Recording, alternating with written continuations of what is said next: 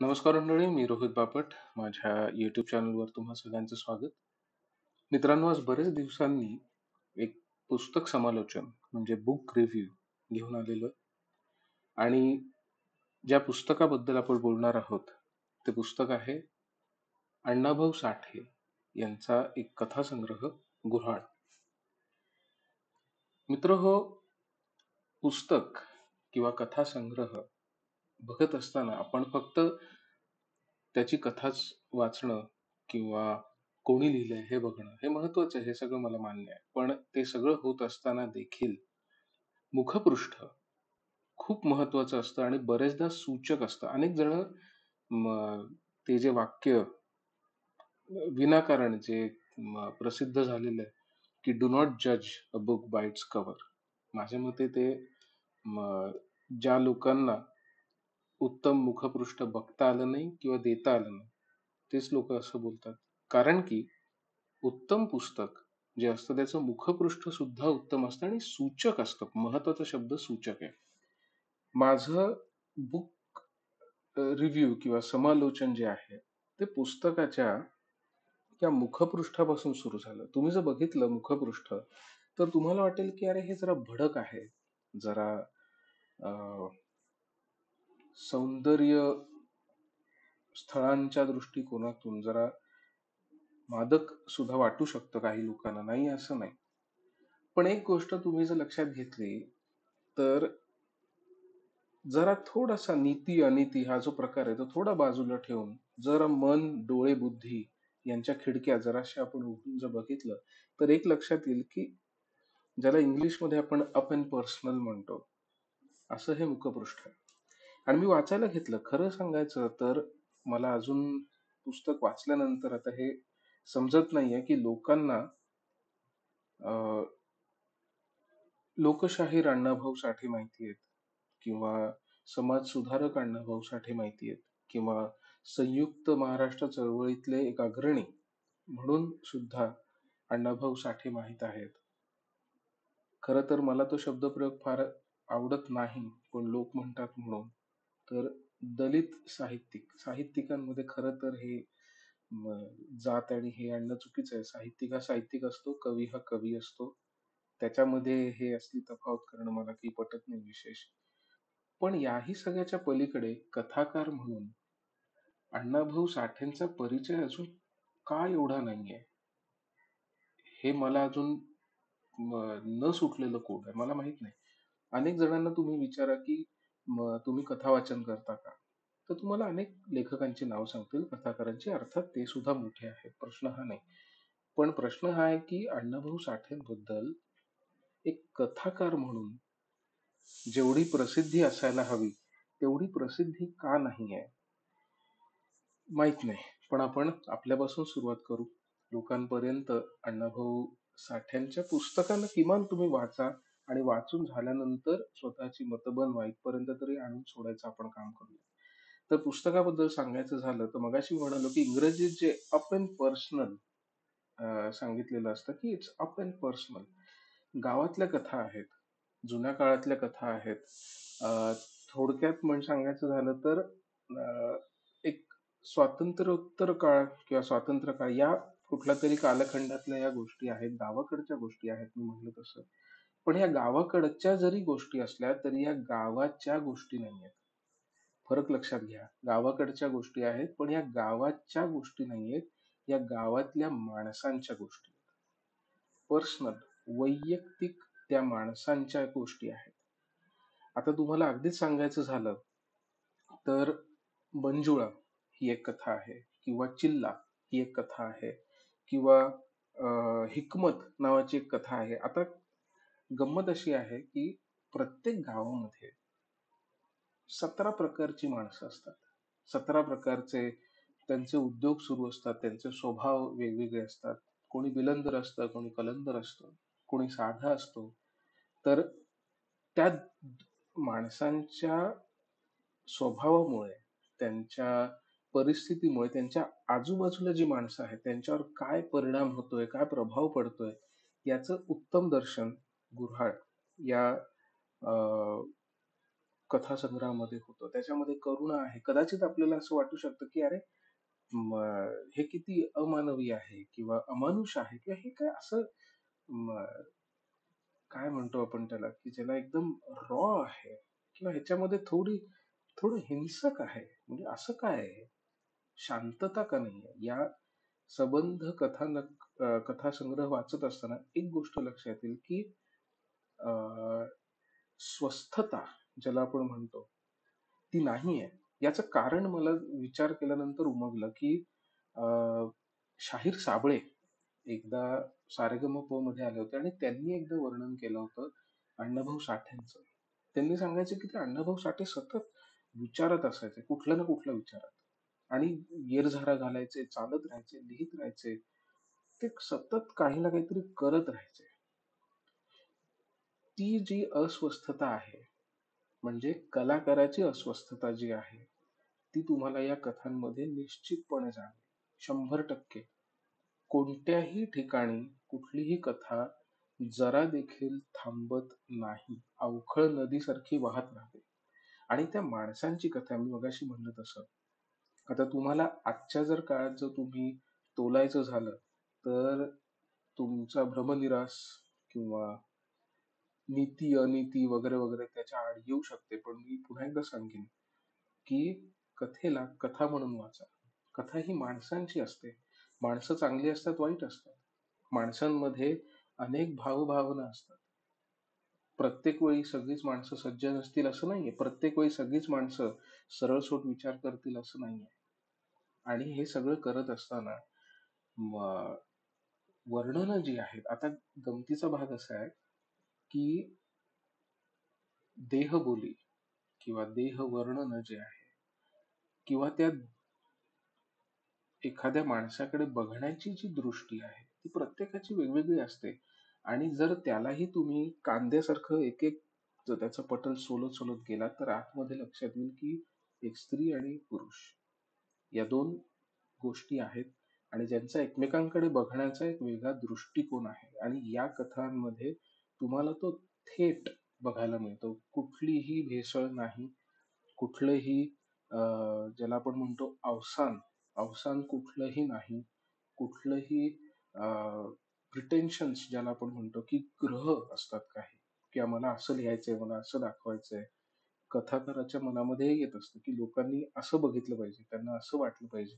माझ्या मते अण्णाभाऊ साठेंनी हा विचारच नाही केला. त्यांना जी कथा सुचली, जी पाहिली, कदाचित जे त्यांच्या डोळ्यासमोर सुद्धा काही प्रसंग घडून गेले असतील, देवाला माहिती, आपल्याला माहीत नाही. पण जे आहे तसं लिहिलेलं आहे. त्यामुळे ते इतकं रॉ आहे, इतकं मातीशी जोडलेलं आहे, इतकं थेट आहे, की ते बघून सुद्धा कधी-कधी वाचून आपल्याला वाटतं, की अरे असं खरंच घडू शकतं का? असं होऊ शकतं का? म्हणजे स्वतःचा भांडखोर बाप सोडून ज्याच्यावरती प्रेम जडलेलं आहे, त्याच्या बाजूला ती जाऊ शकते का? आणि ती एवढी समोर उभी राहील. समोरनं बाप आपल्या भरपूर गोतावळा घेऊन त्या माणसाला मारायला वगैरे निघाला, भांडणं वगैरे व्हायला निघाली आहेत आणि ही बाई समोर जाऊन उभी राहते आणि म्हणते, की आधी मला मारायला लागेल.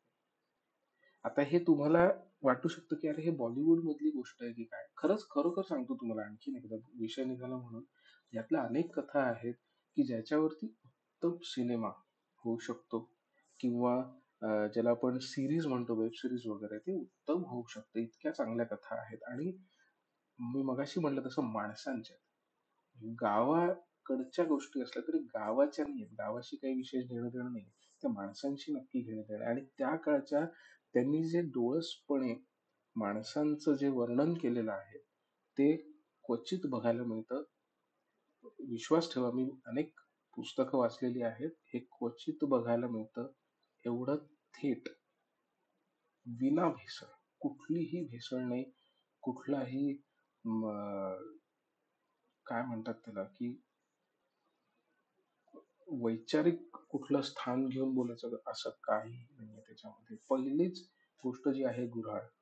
त्याच्यामध्ये तुम्हाला देखील असं वाटू शकेल, की अरे असं काय हे किती अमानुष आहे वगैरे, वगैरे. पण त्या काळामध्ये किंवा त्या संदर्भांमध्ये ती माणसं तशी राहत होती. ती माणसं तशी वागत होती आणि जोपर्यंत तुम्ही आजूबाजूला हे बघत नाही किंवा अनुभवत नाही किंवा त्याची कल्पना तुम्ही करत नाही, तोपर्यंत असं लिहिणं अशक्य असतं. त्यामुळे अ, आजूबाजूला जे घडतंय त्याचा प्रभाव होत असतो. तर गुऱ्हाळ हीच गोष्ट अशी आणि त्याच्यामध्ये एका बाजूने आता दरवेळी होतं कसं, पुरुषाच्या दृष्टीने स्त्री कशी आहे, हे अनेकदा लिहिलं जातं. हे अनेकदा लिहिलं जातं. पण एक जी गोष्ट मला आवडली या कथांमधून, ती अशी आहे की स्त्रीच्या नजरेतून पुरुष कसा दिसतोय, याचं उत्तम वर्णन अण्णाभाऊंनी केलेलं आहे. उत्तम वर्णन आहे की तिचं मनोविश्व काय आहे, तिच्या भावभावना काय आहेत, तिच्या अपेक्षा काय आहेत, ती प्रसंगांकडे कुठल्या दृष्टीने बघते. फक्त पुरुषाच्या बाजूने नाहीये, स्त्रीच्या बाजूने देखील या गोष्टी आहेत आणि त्यामुळे मजा येते. कारण की एकांगी होत नाही ना मग. एकांगी कथानक नाही, एकांगी कथा नाहीये त्या.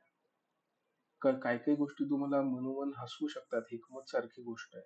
की कशी लबाडी होऊ शकते समाजामध्ये किंवा बिचारी भाबडी माणसं असतात गावाकडची की त्यांना कोणी फसवू शकतं, काहीही करू शकतं वगैरे वगैरे.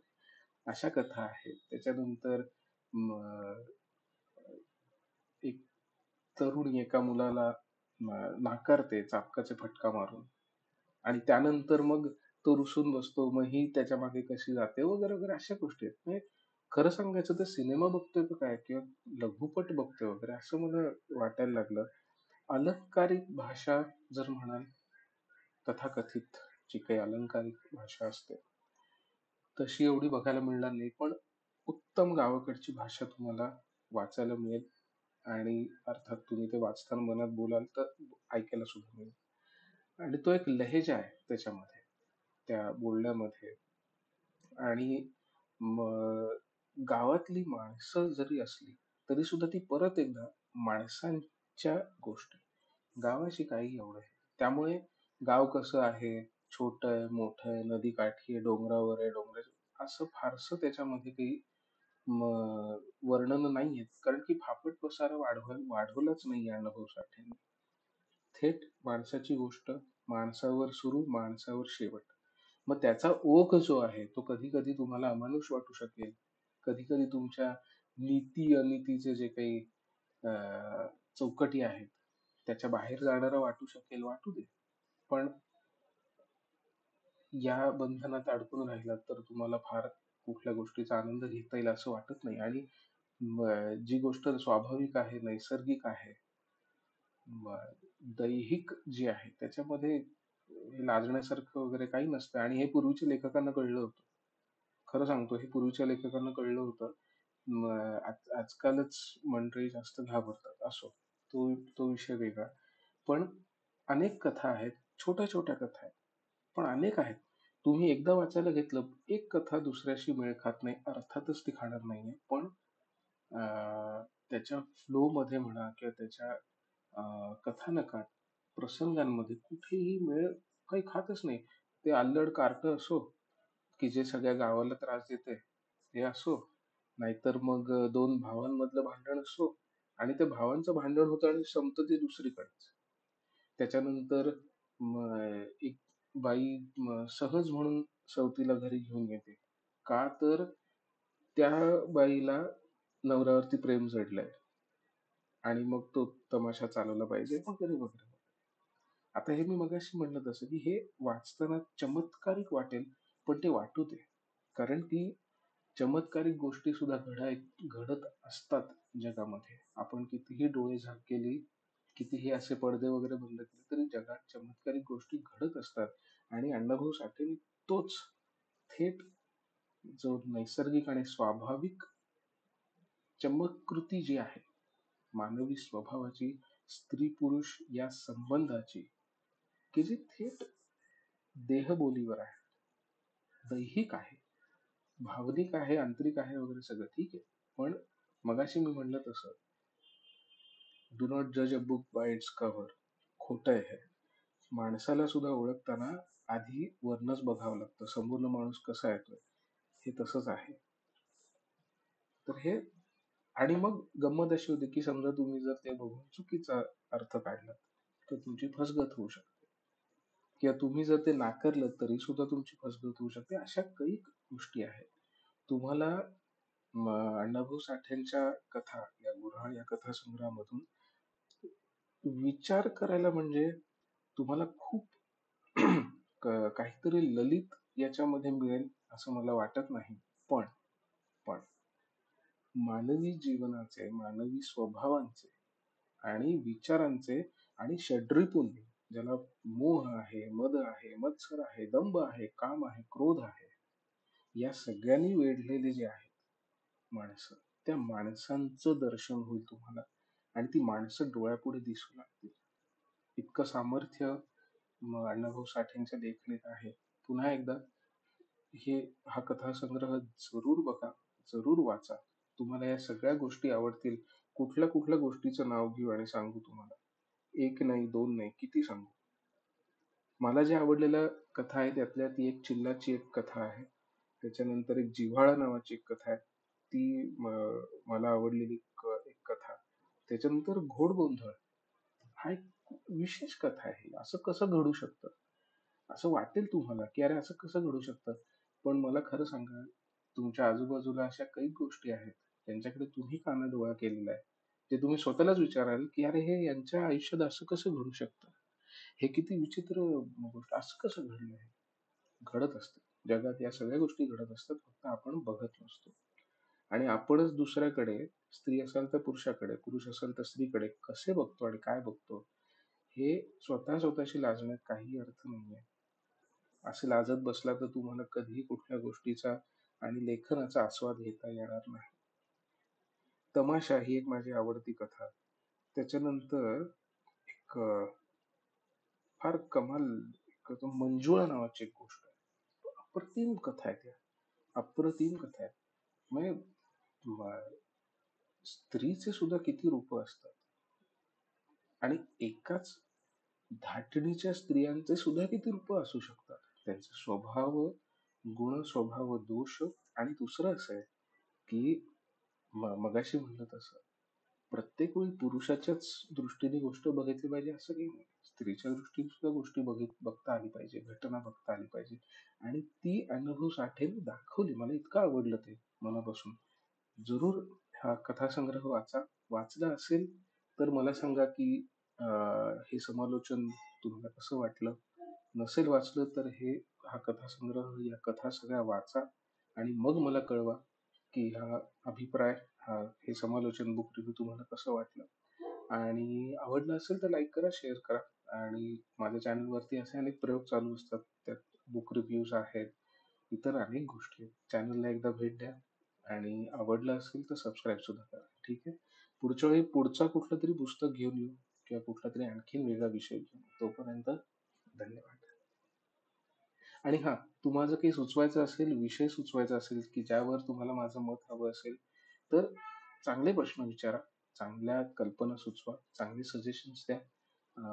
मला नेहमीच त्या वाचायला आवडतात आणि यथाशक्ती, यथाबुद्धी मी उत्तरं द्यायचा नक्की प्रयत्न करेन. पुढच्या वेळी भेटूयात.